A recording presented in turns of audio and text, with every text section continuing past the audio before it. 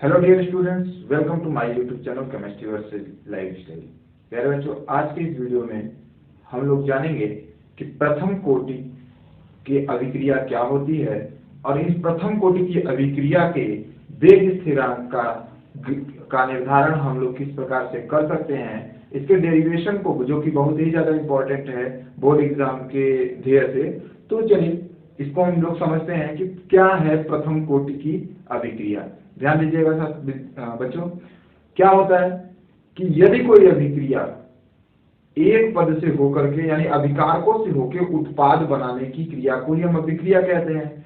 अब जो अभिकारक है उसके प्रभाव पर यानी उस कौन से उनके कितने अणु या किस किस अभिकारकों के अणु अभिक्रिया में भाग लिए हैं, जिस पर डिपेंडेंट होता है अभिक्रिया की कोटि। तो प्रथम कोटि की अभिक्रिया की बात करते हैं तो जिसमें क्या होता है कि वह अभिक्रिया जिसमें अभिकारक दो हो सकते हैं या दो से ज्यादा हो सकते हैं। तो अभिकारक की केवल एक अणु, किसी एक अभिकारक के अणु, अभिकारक के केवल एक नहीं, किसी एक अभिकारक के अणु आपस में या सांद्रता परिवर्तन करके क्या करते हैं, उत्पाद बनाते हैं। यानी सीधे सीधे ऐसे कह सकते हैं कि वह अभिक्रिया जिनमें किसी एक अभिकारक के अणुओं से अभिक्रिया उत्पाद की सांद्रता निर्भर करती है, उसी को क्या कहते हैं, प्रथम कोटि की अभिक्रिया कहते हैं। ये हो गया हमारा परिभाषा। अब मेन हम लोग जैसे कोई एग्जांपल लेना चाहें तो देखिए हम लोग ले सकते हैं। एक एग्जांपल है हम लोग के साथ सामने, जैसे है कि C12H22O11, ये हमारा शर्करा है और इसमें क्या करते हैं, इसमें हमने पानी डाला। क्या डाला? पानी, H2O। अब क्या होता है कि यह अभिक्रिया अपने पदों में टूटती है। कौन टूटता है, ध्यान से देखिएगा। टूटेगा तो बनेगा क्या, C6H12O6 प्लस C6H12O6। आप सभी जानते हैं बच्चों कि ये आखिरकार है क्या। देखिए ये हमारा शर्करा है जिसे सुक्रोज कहते हैं, ऐसा ही है। और शर्करा में हम लोग मिलाया गया है पानी, जल। क्या बना, ध्यान दीजिएगा। यहाँ पे जो बना है एक है ग्लूकोज, क्या है, ग्लूकोज, और दूसरा क्या है, फ्रक्टोज। देखिए दो यहाँ उत्पाद प्राप्त हुए हैं, एक ग्लूकोज हुआ है, दूसरा फ्रक्टोज हुआ है। लेकिन यहाँ पे ध्यान देने वाली बात यह है कि यहाँ कौन सा अभिकारक ऐसा है जिसके कारण ये अभिक्रिया हमारा संपन्न हुआ है। यानी कौन सा ऐसा अभिकारक है जिसने अपना अणु तोड़ा है या अपनी सांद्रता को परिवर्तित किया है। तो ध्यान दीजिएगा, यहाँ अगर वो हटा दिया जाए, वह अभिकारक अगर हटा दिया जाए या उसे डिस्टर्ब कर दिया जाए तो क्या होगा कि हमारी पूरी पूरी अभिक्रिया ही प्रभावित हो जाएगी, या उसे कम कर दिया जाए या उसे ज्यादा कर दिया जाए तब अभिक्रिया प्रभावित होगी। दूसरे के कम या अधिक करने से कोई प्रभाव नहीं पड़ने वाला। देखिए यहाँ क्या है, जो हमारा ये सुक्रोज है, शर्करा है, ये क्या है, देखिए अगर हम शर्करा की मात्रा बढ़ा देते हैं तो इसकी मात्रा भी क्या हो जाएगी, बढ़ जाएगी। किंतु अगर पानी की मात्रा बढ़ा दें या जल की मात्रा बढ़ा दें तो उससे हमारे इस ग्लूकोज और सुक्रोज में बनने की जो प्रक्रिया है वह उस पर कोई प्रभावित नहीं होगी। यानी इसकी सांद्रता केवल और केवल शर्करा पर निर्भर कर रही है, इसलिए यह प्रथम कोटि की अभिक्रिया है। ठीक, अगर ये जल पर भी निर्भर करती तो क्या होता, तो प्रथम कोटि की अभिक्रिया नहीं, ये द्वितीय कोटि की अभिक्रिया होती। ठीक, तो चलिए अब हम बात कर लेते हैं प्रथम कोटि की अभिक्रिया के लिए वेग स्थिरांक। वेग स्थिरांक क्या होता है और वेग स्थिरांक का निगमन हम किस प्रकार से कर सकते हैं। चलिए स्टार्ट करते हैं हम लोग प्रथम कोटि की अभिक्रिया के लिए वेग स्थिरांक। तो चलिए बच्चों हम लोग जान लेते हैं प्रथम कोटि की अभिक्रिया के लिए वेग स्थिरांक क्या होता है। देखिए प्रथम कोटि की अभिक्रिया होने में एक अभिक्रिया एक तरफ मतलब अभिकारक से उत्पाद बनने में एक निश्चित समय लेती है। उसी को देखिए समय दर को ही क्या कहते हैं, वेग स्थिरांक कहते हैं। आप लोग पढ़े होंगे इस तरीके से डायरेक्टली, आपको dF/dt इज इक्वल टू या इज प्रोपोर्शनल टू k0, या k0 ना पढ़ के k पढ़े होंगे, या तो फिर आप इसे a माइनस एक्स के पावर समथिंग पढ़े होंगे, या कुछ इस तरीके से पढ़े होंगे। देखिए हमने जितने प्रकार के हो सकते हैं हम कोशिश करते हैं कि आप लोग जान जाओ। ध्यान दीजिएगा, यहाँ पावर में कुछ हो सकता है। आप इस तरीके के वेग स्थिरांक को पढ़े होंगे, ठीक। तो अभी हम बात करने वाले हैं प्रथम कोटि की अभिक्रिया। दैट मीन कि प्रथम कोटि की अभिक्रिया में यहाँ जो पावर्स आते हैं इनका जो योग होगा वह 1 होना चाहिए, या 1 से ज्यादा भी हो जाएगा तो कोई प्रभाव नहीं पड़ेगा। लेकिन यहाँ इन दोनों का योग कितना होना चाहिए, 1 होना चाहिए। यह प्रथम कोटि की अभिक्रिया होती है, ठीक। तो चलिए इसके लिए वेग स्थिरांक की हम गणना कर लेते हैं। कैसे होता है डेरिवेशन इसका, देखिए माना कोई अभिक्रिया है जो ए है, पता की गणना कर लेते हैं। तो माना कि अभिक्रिया ए को संपन्न होने में समय कितना लगता है, t लगता है। संपन्न होने के बाद छोड़ो, हम लोग संपन्न होने से कोई मतलब नहीं। प्रारंभिक सांद्रता उसकी कितनी है, a है। प्रारंभिक सांद्रता कितनी है, a है, कैपिटल ए, स्मॉल ए, इसकी प्रारंभिक सांद्रता है। बाद में क्या हो जाती है, किस समय प्रारंभिक सांद्रता मतलब t बराबर 0 पर। समय क्या हुआ है, अभी हमारा स्टार्ट नहीं हुआ। देखिए स्टेप बाय स्टेप आप करते जाएंगे, आपका ये क्लियर हो जाएगा। देखिए माना कोई अभिक्रिया हमारी जो ए है, विकारक ए है, उसमें अभिक्रिया होने के दौरान कुछ प्रोडक्ट बनते हैं, ठीक है। तो हमारी ये किसी एक पर ही निर्भर करेगी, तो हमने ये लिख दिया, ठीक। माना उसकी प्रारंभिक सांद्रता कितनी है, ए है। अब अभिक्रिया समय कितना, प्रारंभिक सांद्रता मतलब कभी अभिक्रिया स्टार्ट होने से पूर्व, तो कितनी है, t बराबर 0 पर। t बराबर कुछ समय पर, t समय पर कितनी हो जाएगी, जब t समय होगा उस समय पर यह अभिक्रिया a से घटकर a माइनस x हो जाएगी। अभिक्रिया में परिवर्तन कितना हुआ, x हुआ, कितना हुआ, x हुआ। तो चलिए अब वही लगा देते हैं हम लोग लासातेलिये का नियम। लासातेलिये का नियम क्या कहता है, देखिए कि dx upon dt is equal to is proportional to, देखिए इज प्रोपोर्शनल टू अभिकारक में जो सांद्रता परिवर्तन आया, तो अभिकारक के सांद्रता में परिवर्तन कितना होगा, a माइनस x के पावर। देखिए प्रथम कोटि की अभिक्रिया है, तो प्रथम कोटि की अभिक्रिया किसी एक पर निर्भर करती है, तो यहाँ हो जाएगी 1। कितनी हो जाएगी, 1। तो ये हो गया हमारा प्रथम कोटि की अभिक्रिया के लिए वेग स्थिरांक। अभी वेग स्थिरांक इसमें नहीं दिख रहा है, क्या हो जाएगा अभी, dx upon dt is equal to k1। देखिए प्रथम कोटि की अभिक्रिया है, k1 हमने यूज किया वेग स्थिरांक, इंटू क्या हो जाएगा यहाँ पे a माइनस x के पावर 1, ठीक है। अब क्या करते हैं, ये डिफरेंशिएट फॉर्म में आ गया। अब हम इसको अनडिफरेंशिएट करते हैं। अनडिफरेंशिएट करेंगे तो किस तरीके से हो जाएगा, ठीक, इस तरीके से देखिए सॉल्व करते हैं। x upon dt is equal to k1 मान लेते हैं, या कहीं कहीं हम लोग इसको डायरेक्टली k मान लेते हैं, क्योंकि प्रथम कोटि ही पढ़ना है, तो हम लोग ये सिलेबस के अकॉर्डिंग इसको कहीं कहीं टीचर्स के पढ़ाते हैं, ठीक है, कोई प्रॉब्लम नहीं। आप के लिखिए, k1 लिखिए, लेकिन जो लिखिएगा आप लिख दीजिएगा जहां k क्या है, वेग स्थिरांक है, वेग स्थिरांक है। प्रथम कोटि के लिए है तो प्रथम कोटि के लिए लिखिए, ठीक। k क्या है, वेग स्थिरांक है। अभी क्या करना है, अब आगे देखिए, जहां के वेग स्थिरांक है।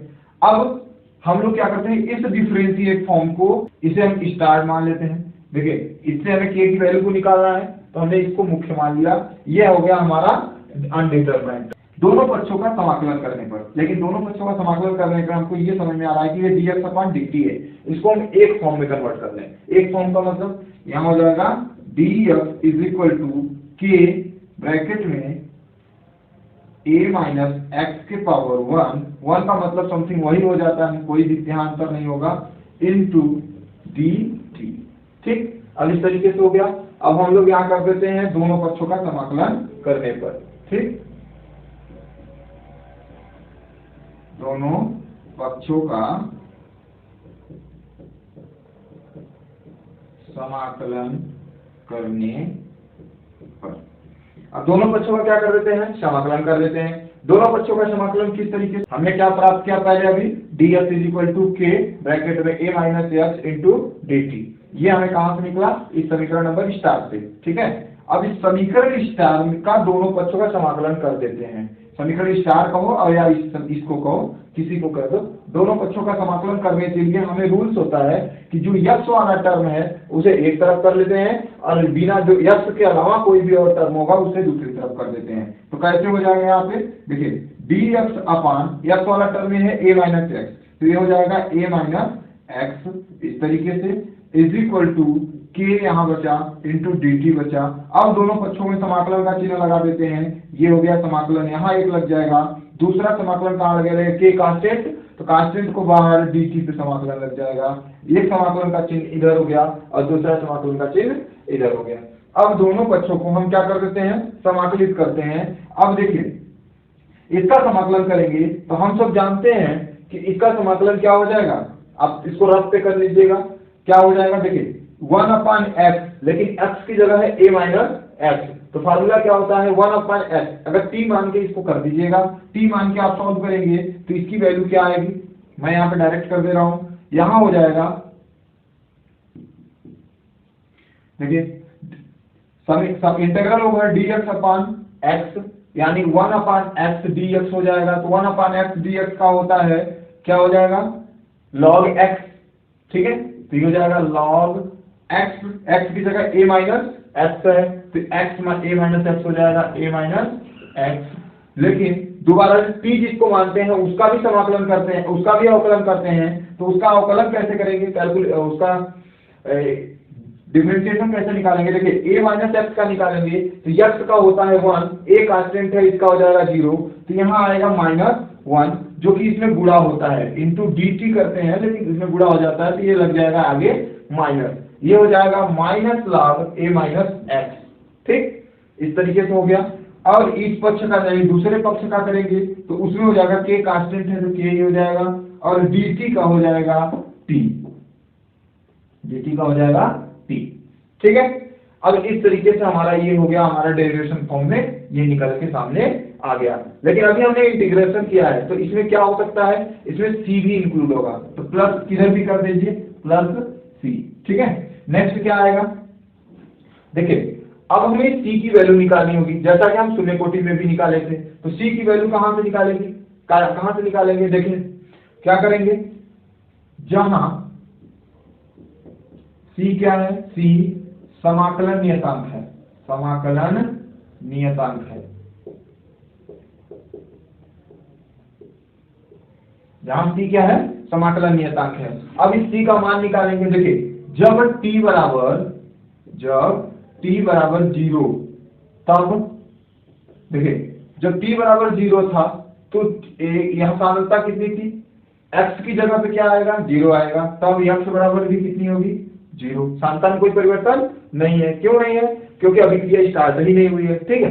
तो t बराबर 0 तब x बराबर क्या होगा, 0, उठा के यहाँ रख देते हैं, ये हो जाएगा -log a, ठीक है, बाकी इधर 0 हो जाएगा, यहाँ हो जाएगा log a is equal to k into T, यदि 0 हो जाएगा, यानी c के बराबर कितना आ गया, c के बराबर आ गया हमारा वैल्यू जो है वो आएगा -log a।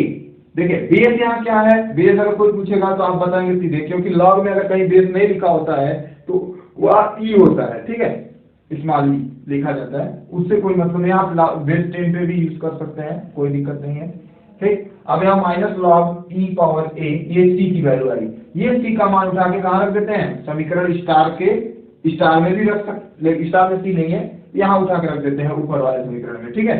तो क्या आ जाएगा, देखिए c का मान, समीकरण, चलिए इसको हम मान लेते हैं डबल स्टार, इसको डबल स्टार समीकरण को हमने मान लिया, तो अब क्या कर देते हैं, देखिए डबल स्टार में उठा के रखते हैं, c का मान समीकरण डबल स्टार में रखने पर उठा के रख देते हैं, क्या हो जाएगा, -log a माइनस x, ठीक, is equal to k into T हो जाएगा, k इंटू टी, प्लस यहाँ है माइनस तो इंटू माइनस हो जाएगा, तो यहाँ हो जाएगा माइनस, ये हो जाएगा -log a, ठीक है। लाग वाले टर्म को हमने क्या करते, हम लोग क्या करते हैं, एक तरफ भेज देते हैं, बिना लाग वाले को एक तरफ रख लेते हैं, तो ये हो जाएगा, देखो इधर माइनस वाला भेजेंगे इधर, तो ये हो जाएगा प्लस, ये हो जाएगा log a minus log a minus x is equal to k into T, ठीक है। हम फार्मूला जानते हैं, चूंकि क्या जानते हैं, log m minus log n is equal to होता है log m/n होता है ना, आपने इसको पढ़ा होगा, ये फार्मूला है, ठीक है। इस फार्मूले की मदद से हम लोग यहाँ log a माइनस x को हम सॉल्व कर देते हैं, हो जाएगा log, यहाँ वो देखिए ये हमारा होगा log a अपॉन, क्यों, क्योंकि फार्मूला हमारा क्या है, log m minus log n is equal to log m/n। इस फार्मूले की मदद से हम लोग उठा कर रख देते हैं। यहाँ हमारा है, आगे आप देखिए log a की जगह m की जगह क्या है, a है, m की जगह क्या है, a माइनस x है। तो इस तरीके से हमारा बन गया। k की वैल्यू निकालेंगे तो k इज इक्वल टू हो जाएगी, देखो t इधर है, मल्टीप्लाई में इधर आएगा तो 1/t हो गया, 1/t into log a upon a minus x। ये हमारा k की वैल्यू निकल के सामने आ गई, ठीक है।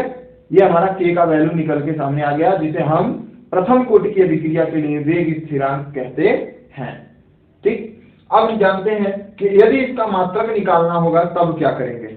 इसका मात्रक ज्ञात करने के लिए हमें क्या करना होगा, देखिए इसको मात्रक निकालने के लिए देखिए यहाँ ऊपर है सांद्रता, सांद्रता का होता है मोल पर लीटर बटे मोल पर लीटर। तो मोल पर लीटर से कैंसिल आउट, बचा क्या, 1/t। 1/t का मतलब सेकंड इनवर्स।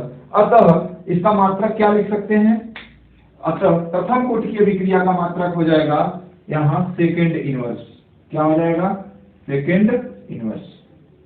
ये होता है किसका, प्रथम कोटि की अभिक्रिया का मात्रक, ठीक है। सॉरी, प्रथम कोटि की अभिक्रिया के लिए वेग स्थिरांक का मात्रक, ठीक है। ये हमारा सेकंड इनवर्स। अब आप लोग को इतना समझ में आ गया होगा। अब अगर बात कर दे कि अर्ध आयुकाल कैसे निकालेंगे, तो अर्ध आयुकाल के लिए आपको ज्यादा कुछ करने की आवश्यकता नहीं है। हमने जो ये इक्वेशन प्राप्त किया है, इसी इक्वेशन की मदद से क्या कर सकते हैं, अर्ध आयुकाल की गणना कर सकते हैं। क्या करना है यहाँ पे, देखिए a माइनस एक्स की जगह पे हम यूज करेंगे क्या, x की जगह पे क्या यूज कर देंगे, a/2, यानी a माइनस एक्स की जगह भी हम क्या यूज कर देंगे, a/2। यहाँ पे हमारा सॉल्व हो जाएगा, ठीक है। आप इसको कर लीजिएगा। ये बहुत ही ज्यादा मोस्ट इंपॉर्टेंट क्वेश्चन है। इसी तरीके के और भी इंपॉर्टेंट ये सीरीज चल रही है, इसमें आपको केमिस्ट्री और फिजिक्स के इंपॉर्टेंट टॉपिक्स और अन्य और सब्जेक्ट्स के, जो कि क्लास 12 या क्लास 10th के अन्य सब्जेक्ट्स हैं, उनके बारे में इंपॉर्टेंट क्वेश्चंस बताए जाएंगे। ये सीरीज आपके लिए बहुत ही ज्यादा महत्वपूर्ण है। ये आपका 15 से 20 मिनट का जो वीडियो आप लोग के लिए बहुत ही ज्यादा इंपॉर्टेंट होने वाला है। तो अगर आपको वीडियो अच्छा लगा तो चैनल को सब्सक्राइब जरूर करें और अपने मित्रों को शेयर जरूर करें, क्योंकि देखिए हम विदाउट फीस आप लोगों को पढ़ा रहे हैं या बता रहे हैं, इसका मतलब हमें कुछ मोटिवेशन मिलनी चाहिए। क्यों, मोटिवेशन कैसे मिलेगी, इसके लिए आपको समझदार हैं, आपको क्या करना होगा, आपको समझ के आप चैनल को आगे शेयर करते जाइए, ताकि वे बच्चे पढ़ सकें जो कि कहीं फीस पेड करने योग्य नहीं है। बाकी तो हमारे सरकार के, केंद्र सरकार और राज्य सरकार टैबलेट और मोबाइल फ्री दे दिए हैं इस बार, तो कोई ऐसी बात नहीं है। तो चलिए मिलते हैं अगले वीडियो में, तब तक के लिए जय हिंद।